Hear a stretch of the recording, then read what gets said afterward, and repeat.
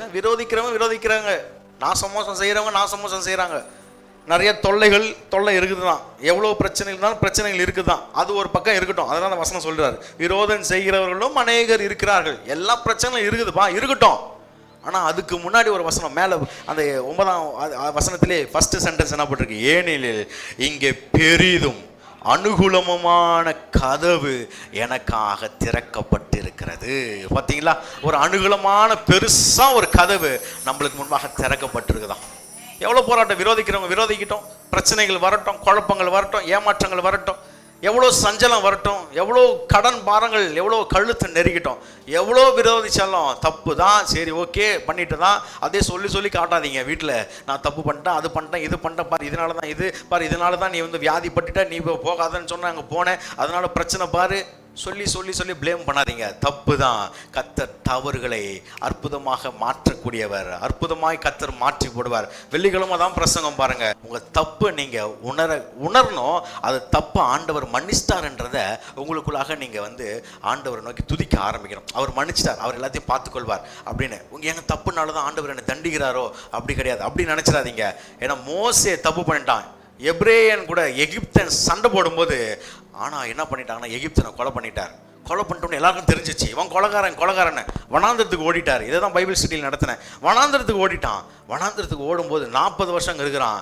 அங்கே 40 வருஷம் என்னத்துக்கு சம்மந்தமில்லாத வாழ்க்கை, அரச வாழ்க்கையை வாழ்ந்துட்டு இருக்கிறவனுக்கு சம்மந்தமில்லாத ஒரு வாழ்க்கையை வனாந்திரத்தில் அவன் இருக்கிறான் பாருங்க. அவன் மாமனாருடைய ஆடுகளை மேய்ச்சிட்டு இருக்கிறான். சிப்போர்களை கல்யாணம் பண்ணிக்கிறதுனால அவன் அப்பா ஆடுகளை மேய்க்கும்படிக்கு அவனுக்கு கஷ்டப்படுத்துகிறான். இவனும் பார்த்துறான், அரச வாழ்க்கை வாழ்ந்த எனக்கு வாழை பிடிச்ச கைகளுக்கு எவ்வளோ நான் பழங்களாக அறுத்து சாப்பிட்டேன். ஆடுகளை மேய்க்கணும், ஆடுகளை குளிப்பாட்டணும், ஆடை பராமரிக்கணும், அதுங்க புல்லில் போனால் மாட்டிக்கினாக்கா முள்ளில் போய் எடுக்கணும், அதை காப்பாற்றணும், ஓடணும், பள்ளத்தாக்கு ஓடணும், மலை மேலே ஓடணும். எவ்வளோ கரடு முரடான பாதைகள்லாம் அவன் ஃபேஸ் பண்ணியிருக்கணும் பாருங்க மோசே. அப்படிப்பட்ட வனாந்திர இடத்துல 40 வருஷம் பழகினான். சம்பந்தம் இல்லாமல் தான் இருக்கிறான். படித்த படிப்பு எகிப்தியுடைய சகல சாஸ்திரங்களையும் சகலத்தையும் தேர்ந்தவன் அவன் மோசே என்பவன். அவ்வளோ படித்த படிப்பு அவனுக்கு இருக்குது. ஆடு மேய்ச்சிட்டு இருக்கிறான். படிப்பு அவனுக்கு அங்கே வனாந்திரத்தில் யூஸ் ஆகலை. இன்னைக்கு நீங்கள் அப்படி தான் நினச்சிட்டு இருக்கலாம். பைபிள் ஸ்டடியில் அப்படி தான் நடத்தினேன். ஒருவேளை தவறுகளை பண்ணிட்டு நான் என்ன இந்த மாதிரி வாழ்க்கையை வாழ்ந்துட்டு இருக்கேன், என் வாழ்க்கை எதை நோக்கி போயிட்டுருது, எதனால் இந்த வேலையை செய்கிறேன், எதனால் நான் இப்படி இருக்கிறேன், எதுக்காக நான் இந்த மாதிரி சோதனைகளாக சகிச்சுட்டு இருக்கிறேன், என்னுடைய வாழ்க்கை என்ன?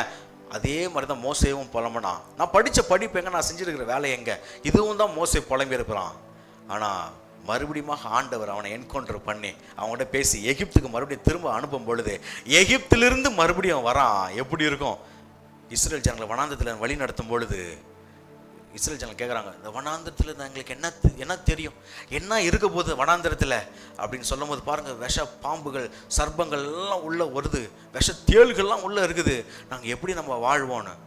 மோசே சொல்லுவான், டேய் முன்ன நானும் கொலைகாரதான்டா, நானும் பாவி தான்டா, எல்லாம் நீங்கள் ஏற்றுக்காமல் இருக்கிறீங்க. நான் வனாந்தத்தில் ஓடி வந்த 40 வருஷம் இருந்திருக்கிறேன். இந்த வனாந்தத்தில் என்ன நடக்குன்றது எனக்கு தெரியும். வனாந்தத்தில் என்னை எப்படி தேவன் பாதுகாப்பார்னு எனக்கு தெரியும். அதனால் என்னை தைரியமாக வா, வனாந்தரத்தில் கர்த்தர் உன்னை பழக வைப்பார், உன்னை நல்லா நடத்துவார். அந்த தைரியம் எப்படிங்க வந்துச்சு மோசேக்கு? ஏற்கனவே 40 வருஷம் பட்ட கஷ்டங்கள் அங்கே.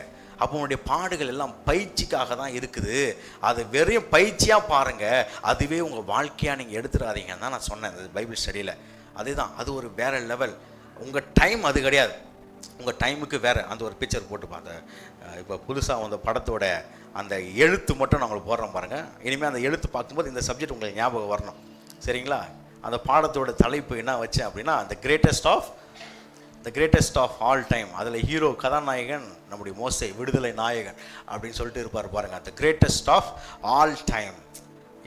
இவர் தான் மோசே, சரிங்களா? மோசே எப்படி வெளியில் நடத்திட்டு இருக்கிறார்? வனாந்தரத்தில் கஷ்டப்பட்டார், படிப்பு சம்மந்தம் இல்லாமல் வேலை செஞ்சார், அவ்வளோ கஷ்டங்கள் பட்டார். ஆனாலும் அவனுடைய கஷ்டத்துக்கு ஏற்ற பதிலை கர்த்தர் ரெடி பண்ணி வச்சுருந்தார். அழகாக அவனுடைய தவறை அற்புதமாய் கர்த்தர் மாற்றி அவளை வழி நடத்தினார் பாருங்க. அப்போ அது போல தான் கர்த்தர் பெரிதும் அனுகூலமான கதவை திறந்து வச்சிருக்கிறார். திறந்த வாசலை உனக்கு திறந்து வச்சிருக்கிறார். எவ்வளோ கஷ்டங்கள் தவறுகளை நீ பண்ணாலும் ஆண்டவர் சொல்கிறாரு, நீ எனக்குள்ளே வந்துட்டனா அது போதும், என் கூட நீ இருந்துட்டா போதும். விரோதம் செய்கிறவர்கள் விரோதிக்கட்டும்பா, உனக்கு கஷ்டம் கொடுக்கட்டும். உன்னை எவ்வளோ துன்பங்கள், உன்னை கழுத்து முட்டை, உன்னை சாப்பிட ஒருவேளை சாப்பாடு சாப்பிட்றது கூட முடியாமல் அதே யோசனை, கன்ஃபியூஷன், குழப்பங்கள் அதுக்குள்ளாக நீ இருக்கிறன்னா அது ஒரு பக்கம் இருந்துட்டு போதும். ஆனால் ஒன்று ஞாபகம் வச்சுக்கோ, உனக்கு முன்பாக ஒரு வாக்குத்தத்தத்தை நான் கொடுத்துருக்கிறேன், அதை நான் நிறைவேற்றுவேன். என்னது? இன்னும் பெரிதும் அனுகூலமான கதவு எனக்காக திறக்கப்பட்டு. இன்னைக்கு காலை வேளையில் இதே சொல்லுங்க, இதே அறிக்கை பண்ணிட்டு நீங்கள் வெளியே போங்க. கர்த்தர் நிச்சயமாக உங்களுக்கு பெரியதான ஒரு கதவுகளை, திறக்கப்பட்ட கதவுகள், மூடிட்டு இருக்கிற கதவு இல்லை, ஷட்டர் கதவு இல்லை, it's opened, already it's opened, ஏற்கனவே திறக்கப்பட்ட கதவுகள் உனக்கு முன்பாக இருக்கிறது.